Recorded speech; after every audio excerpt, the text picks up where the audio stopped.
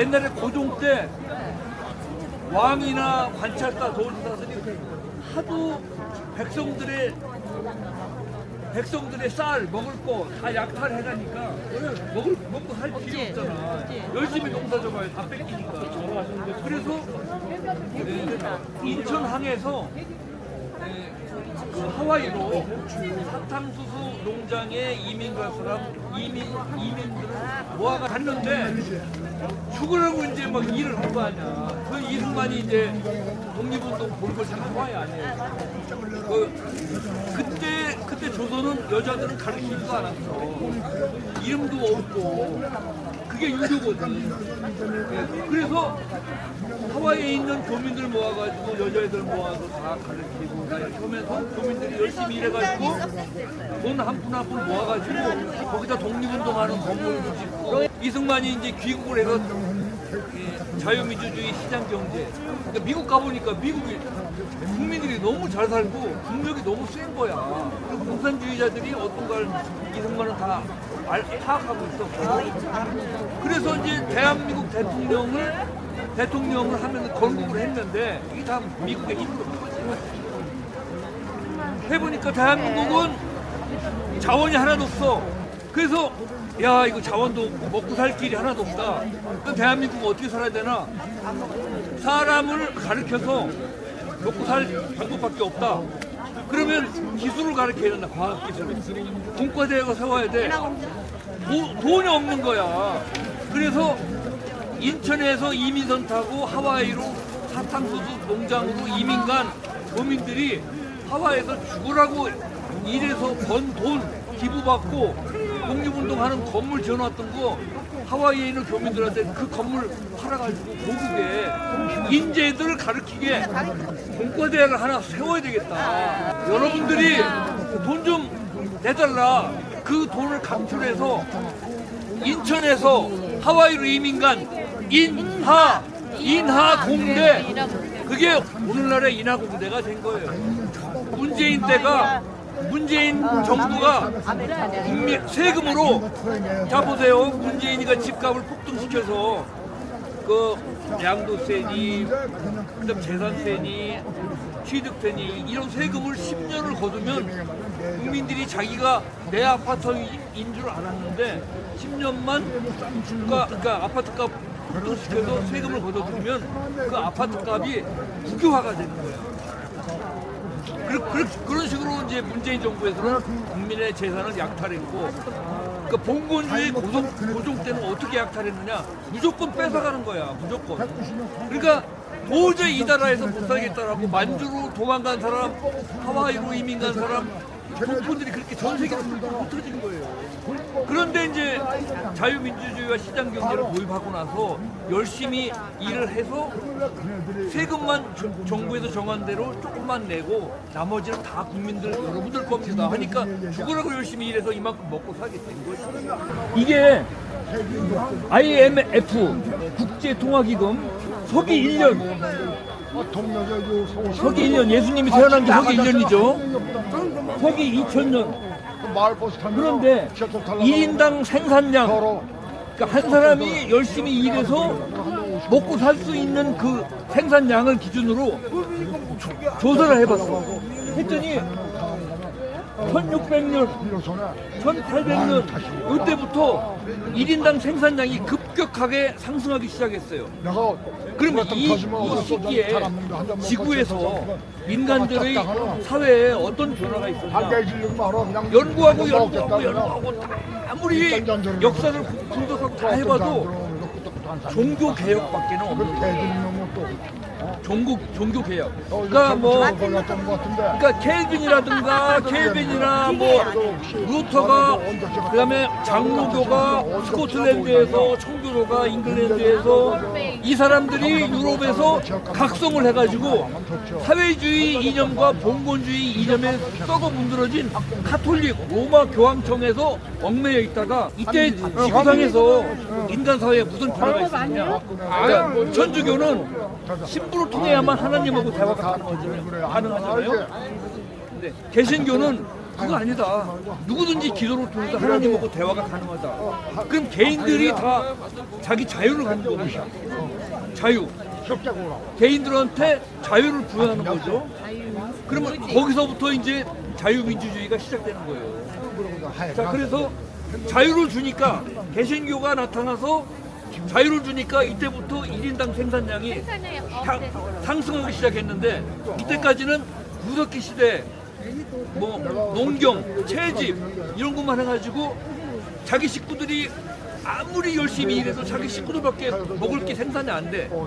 그런데 이 자유민주주의 개신교가 나타남으로써 공장도 돌리고 과학기술도 발전시키고 한 사람이 운영하는 공장이 100명, 1000명, 10,000명을 먹여 살릴 수 있는 생산량이 가능했던 겁니다.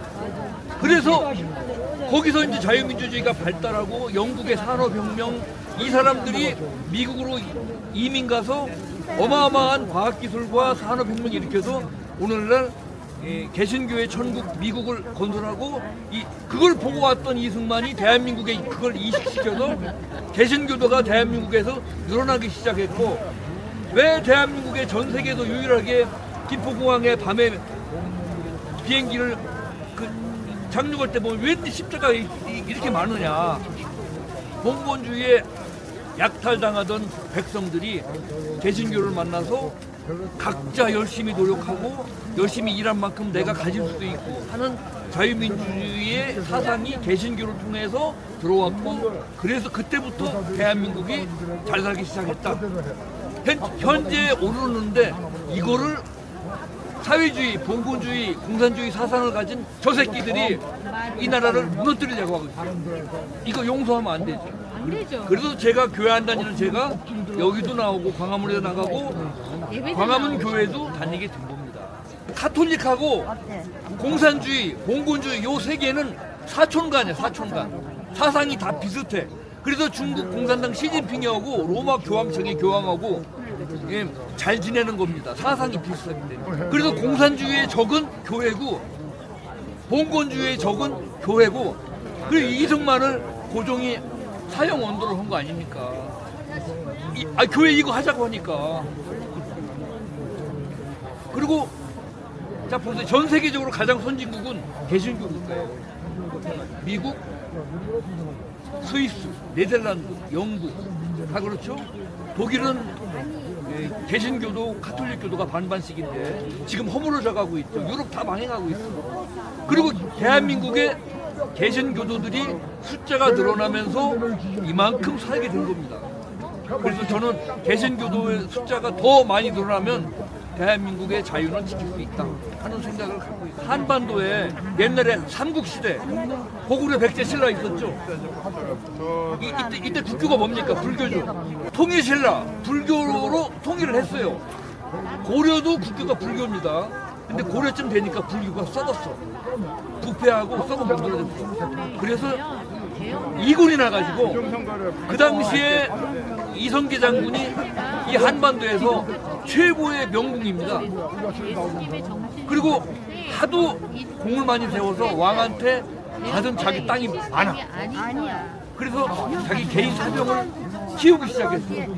백성들이 외적이 쳐들어오면은 왕을 안 찾고 이성기 장군한테 연락해서 우리 빨리 구해달라고 자기 병사들 데리고 와서 백성들을 구해줬어요. 그 정도전이라고 하는 전략가가 이성기 장군을 부축해서, 고려는 이게 썩어서 불교국가 고려가 다 부패해서 망했으니 당신이 새로운 국가를 건설해라 부축해가지고 이성계가 불교를 버리고 유교를 도입한 거예요. 유교는 옛날 중국 송나라 때 번성하던 종교였거든. 근데 송나라는 몽골한테 망했죠. 그런데 한반도에서는 여전히 유교를 생산하고 있었다고. 근데 그 유교가 무지, 무능력, 부패 이걸로 쫄딱 망했잖아. 고종이 돈 받고 이 한반도를 일본에 팔아넘겼어. 당시 일본 공사가 쓴 일본 정부에 보고한 보고서에 보면 조선의 왕이 이완용이하고 이제 협상하는데 조선의 왕이 이완용이를 통해서 자꾸 돈을 달라고 합니다. 어떻게 할까요? 얼마 달라고 하는데 얼마라고 얘기도 안 하고 자꾸 돈을 달라고 한대요. 그래서 돈을 주고 을사보호조약을 체결한 거예요. 이승만이 이제 개신교를 도입하고 개신교 국가로 건국한 겁니다. 그리고 한반도 역사상 지금 가장 잘 사는 한반도가 된 거예요. 그래 우리는 뭐야? 개신교 국가로 가야 된다. 그래야 옳다. 그리고 더 발전할 수 있다. 또 조선이 얼마나 썩었는지 예를 들어서 한 가지만 얘기할게. 고종이 너무 탕진해가지고 돈이 없는 거예요. 그래서 전라도 관찰사, 전라도 요즘으로 치면 도지사지, 도지사를 고종이 임명을 하면 그 관찰사가 예를 들어 자기 집안이 좀 별로 안 좋아. 자기 집안에 도지사 지낸 사람이 없어. 그러면 자기 돈을 요즘 말로 치면 한 100억을 고종한테 갖다 바쳐. 그럼 너를 도지사 시켜줄게. 고종이 여기서 딱 왕궁에서 딱 찍어서 이거 딱 찍어줘. 그럼 그런 거 들고 말 타고 부임하러 가. 인터넷 보다가 부임지에 도착하기도 전에 고종이라는 놈은 그 다음 또 돈 받고 전라도 관찰사를 팔 사람을 또 임명해서 그 사람이 또 말 타고 가. 가서 이틀 3일 근무하다가 그 다음 누가 왔어. 당신 누구요? 고종으로부터 전라도 관찰사 임명받아 왔다고. 아 내가 근무한 지가 며칠 안 되는데 보쇼. 이렇게 썩어 빠졌단 말이야. 이건 한 가지 예일 뿐이에요. 어떤 젊은 애가 나한테 물어보더라고. 좌파 애들이 당신들은 왜 성조기를 들고 다니냐고 그렇게 물어보면 이렇게 대답하라고 내가 얘기를 해줬어요. 한반도의 인구 수가 자꾸 늘어나면서 고조선이라고 하는 국가 형태가 나타났는데 그 뒤로 외부의 적들이 계속 쳐들어왔다.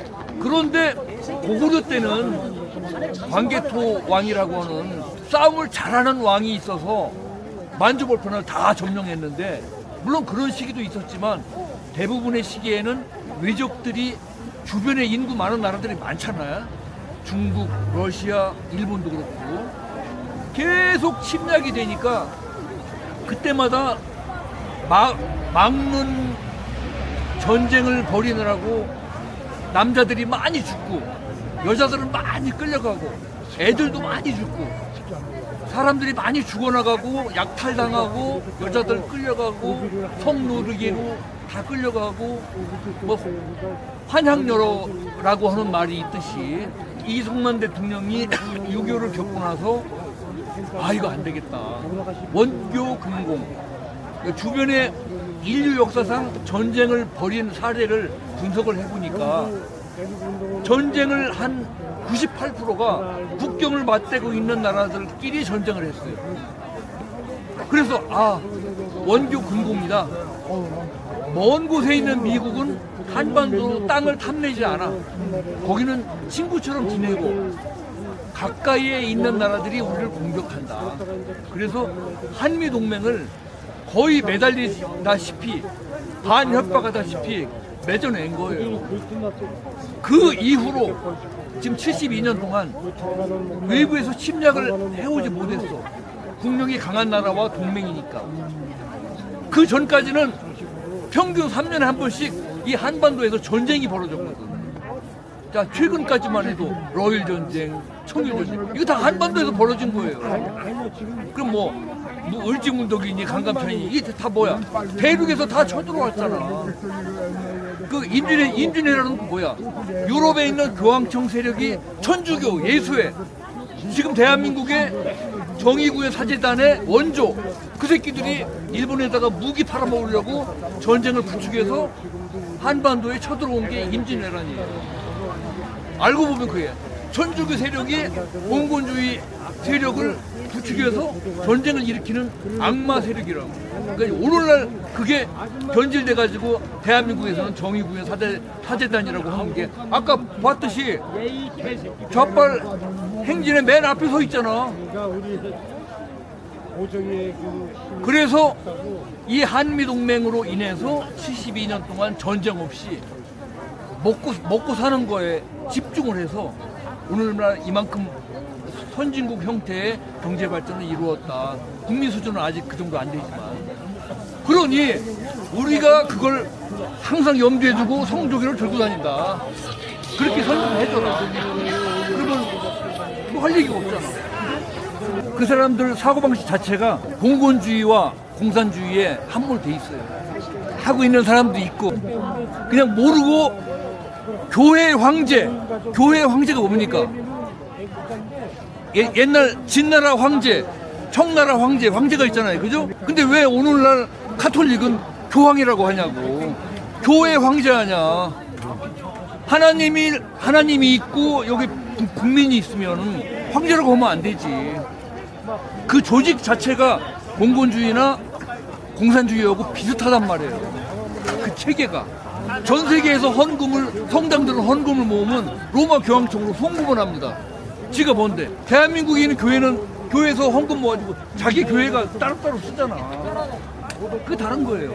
개신교의 사상, 과학기술을 선상하고 열심히 노력하고 자유를 주고 하는 오늘날 우리가 추구하는 자유민주주의와 시장경제 이런 사상을 개신교가 도입해서 발전시키니까 이렇게 생산량이 증가해서 오늘날 인류 문명사회가 풍요롭게 되었다.